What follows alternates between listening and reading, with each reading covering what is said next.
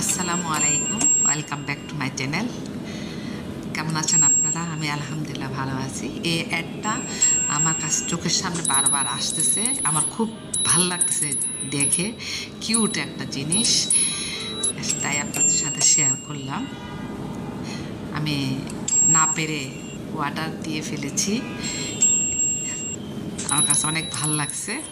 তো চলে আসছে আমার পার্সেলটা, আপনাদের সামনে আমি আনবক্স করব।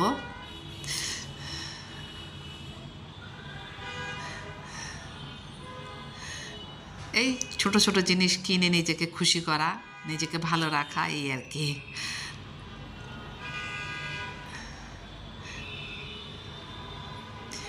ছোট জিনিসটা কিন্তু আমার কাছে অনেক কিউট লাগছিল, তাই অর্ডার দিয়ে দিলাম। অনেক কিউট। তা আমি আমার দরজায় লাগাবো।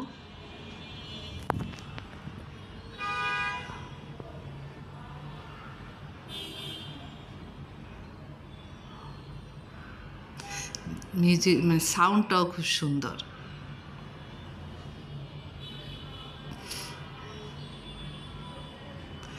এই যে আমার দরজা।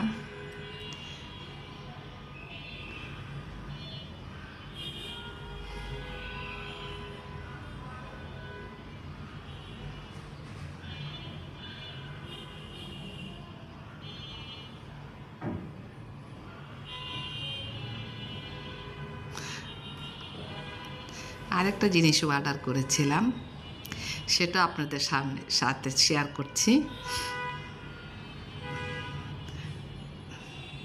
একটা 3 পিস আজ কয়দিন ধরে দেখছিলাম, আমার পছন্দ হয়েছে। তো ছবিতে যেরকম দেখেছি বাস্তবে সেরকম না আর কি। যাই হোক, খারাপ না, চলবে।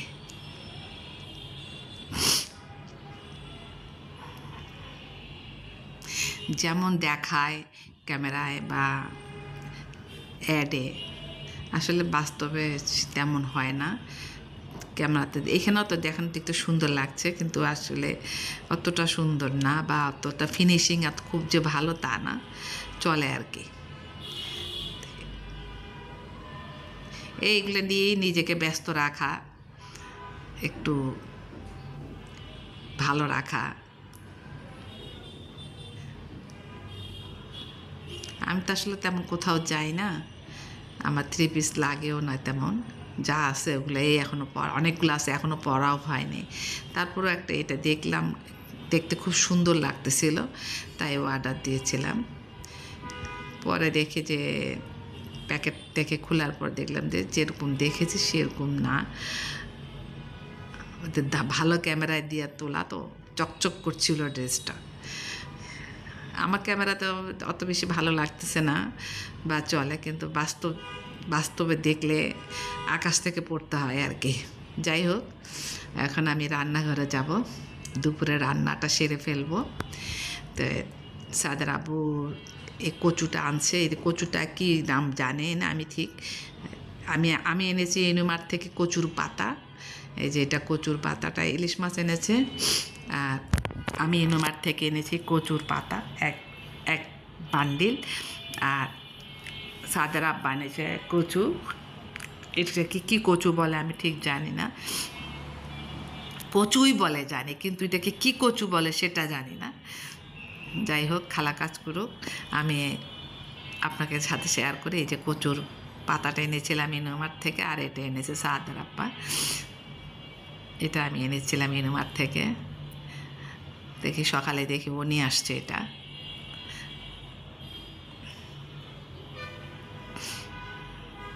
আমার কাছে এগুলা খেতে খুব ভালো লাগে।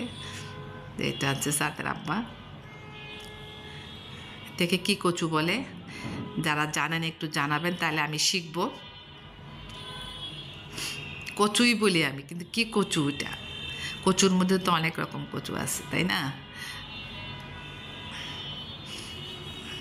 যাই হোক, এখন বসাই দেব, লাল শাকটা বসাই দিলাম।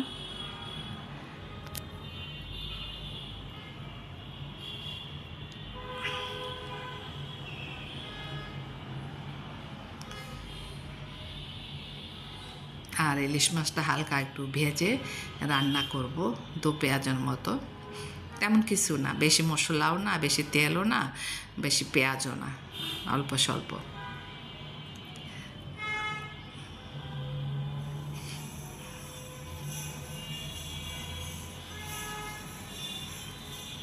আর কচুর মাথা দিয়ে, ইলিশ মাছের মাথা দিয়ে কচু রান্না করব। এই যে কচুটা সিদ্ধ করে রেখে দিয়েছি, লবণ দিয়ে সিদ্ধ করে ভেঙে, ভালো করে ভেঙে রেখে দিয়েছি। এই অল্প অল্প করে এখান থেকে নিয়ে নিয়ে ভাজি করব, খাবো। ভাজি করব আর খাবো, ভাজি করব আর খাবো। খাওয়া ছাড়া আর কি আছে আমার করার? আর একটু ব্লগ করি, তো অল্প অল্প করে মশলা দিয়ে আমি বসাই দিচ্ছি। আজকের ভিডিওটা আমার একটু বড়, ধৈর্য সহকারে দেখবেন, অধৈর্য হবেন না। অধৈর্য হলে চলবে না, আমার ওয়াচ টাইম পুরা করতে হবে। তো প্লিজ আপনারা দেখবেন পুরাটা, তাহলে আমার কিছু কিছু হলে হবে। আমি এখন থেকে একটু একটু করে বড় বড় ভিডিও দিব, যাদের সময় থাকে পারলে হেল্প করবেন, এই আর কি।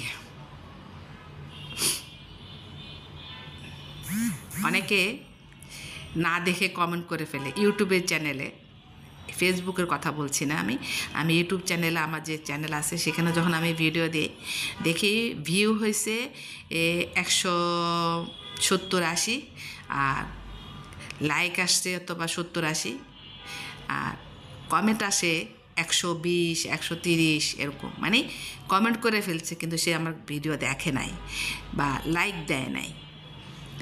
এখানেও মানুষের বাটপারি, মানে কি বলা যায়।